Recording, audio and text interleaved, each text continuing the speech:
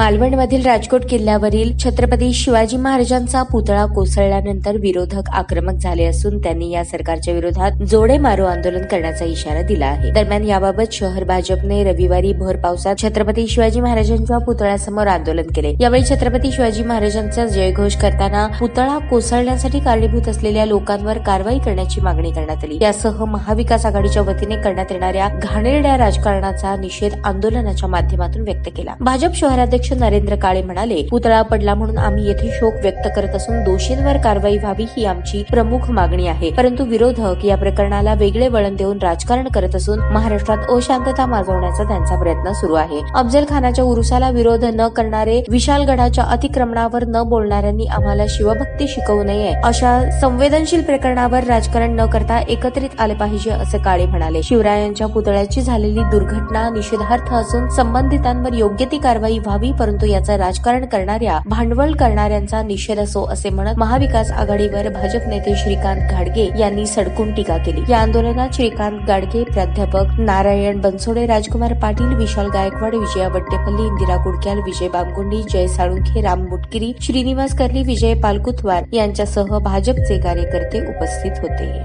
इथं करण्यात आलं सगळ्यात महत्त्वाचं की सर्वप्रथम जो पुतळा पडला त्याबद्दल आम्ही जाहीर निषेध करतो, अतिशय शोक व्यक्त करतो की अशी गोष्ट महाराष्ट्रात होऊ नये यासाठी सर्व पक्षांनी एकत्र येणं गरजेचं आहे। आणि याच्यात आमची मागणी अशी की याच्यात जे दोषी असेल त्याच्यावर कडक कारवाई व्हावी, जेणेकरून अशा गोष्टी परत होऊ नये। ही गोष्ट अतिशय लाजिरवाणी आहे, पण काही पक्ष काही दिवस झालं याच्यात वेगवेगळ्या पद्धतीने राजकारण करतायत आणि त्यांना कुठंतरी हे प्रकरण पेटवायचं आहे आणि महाराष्ट्रात अशांतता निर्माण करायची, अशा पद्धतीने जे राजकारण चालू आहे या राजकारणाला आमचा विरोध आहे। शिवाजी महाराजांच्या नावाने कुणीही राजकारण करू नये ही आमची भूमिका आहे, त्यासाठी आजचं हे आंदोलन आहे।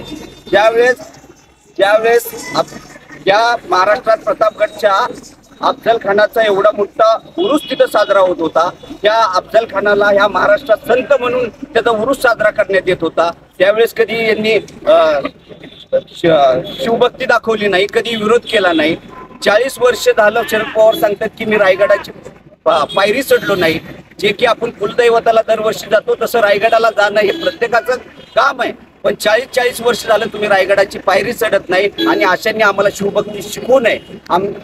आमच्यासाठी शिवाजी महाराजांचं काय स्थान आहे ते आम्हाला चांगलं माहिती आहे, म्हणून आम्ही येणाऱ्या काळात शिवाजी महाराजांवरच्या राजकारणाला आम्ही थारा देणार नाही। शिवाजी महाराजांचा पुतळा आणि अजून मोठा व्हावा, चांगल्या पद्धतीने व्हावा यासाठी सगळ्या पक्षांनी एकत्र येऊन याबद्दल भूमिका मांडावी। या भूमिकेचे आम्ही आहोत, कुणी राजकारण करू नये आणि याच्यात ज्यांनी भ्रष्टाचार केला असेल, ज्यांनी याच्यात चुका केल्या असतील त्यांच्यावर कडक कारवाई व्हायला पाहिजे ही मागणी आमचीही आहे आणि आम्ही सगळेजण एकत्र यायला तयार आहे। आपणही या विषयात एकत्र यावं, फक्त याच्यात जातीचं राजकारण होऊ नये आणि याच्यात कुठल्याही प्रकारच्या म्हणजे आंदोलन करणं, जोडे मारो आंदोलन कर म्हणजे 8 दिवसानंतर तुम्ही आंदोलनाची दिशा ठरवत असताल तर हे अतिशय चुकीचं आहे।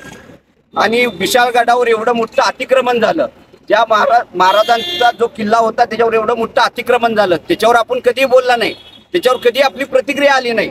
आणि तुम्ही आज जर आम्हाला शिवभक्ती सांगत असताल तर हे चुकीचं आहे। आम्ही शिवाजी महाराजांच्या विचारावर चालणारे कार्यकर्ते आहोत आणि शिवाजी महाराजांचा विचार पुढे नेण्यासाठी काम करणार, पण शिवाजी महाराजांचा विचाराला कोणतरी वेगळी दिशा देत असेल तरी आम्ही कधी खपून घेणार नाही आणि त्याला जसंच तसं उत्तर।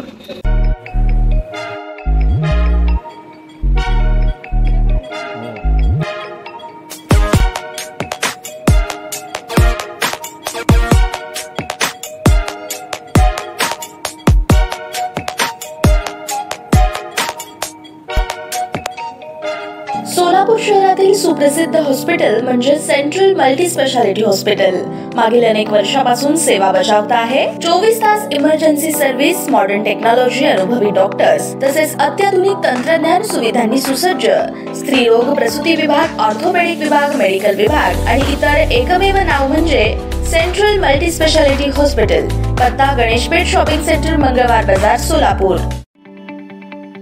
ताज्या बातम्या पाहण्यासाठी प्राईम महाराष्ट्र न्यूज चॅनलला सबस्क्राईब करा।